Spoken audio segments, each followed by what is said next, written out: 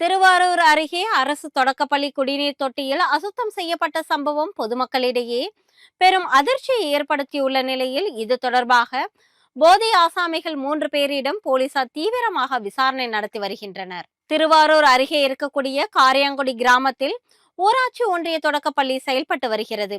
இதில் காரியங்குடி, நெம்மேலி, இளங்கஞ்சேரி பகுதிகளை சேர்ந்த 30க்கும் மேற்பட்ட மாணவ மாணவிகள் பயின்று வருகின்றனர். இந்த நிலையில் சனி ஞாயிறு விடுமுறைக்கு பின்னர் இப்பள்ளியில் காலை உணவு திட்டத்தின் கீழ் சமைப்பதற்காக சமையலாளர்கள் வழக்கம் போல் பள்ளிக்கு வந்துள்ளனர்.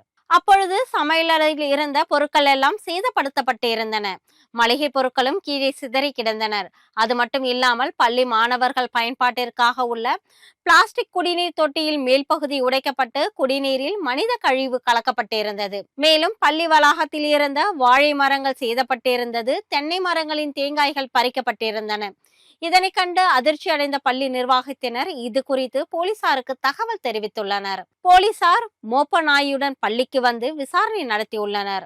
மோப்ப நாய் பள்ளிக்கு அருகே உள்ள ஒரு வீட்டிற்கு சென்று படுத்துக் கொண்டது. அந்த வீட்டில் இருந்த சகோதரர்களான விஜயராஜ், விமல்ராஜ் ஆகிய இருவரையும் விசாரித்ததில் அவர்கள் முன்னுக்கு பின் முரணாக பதிலளித்துள்ளனர்.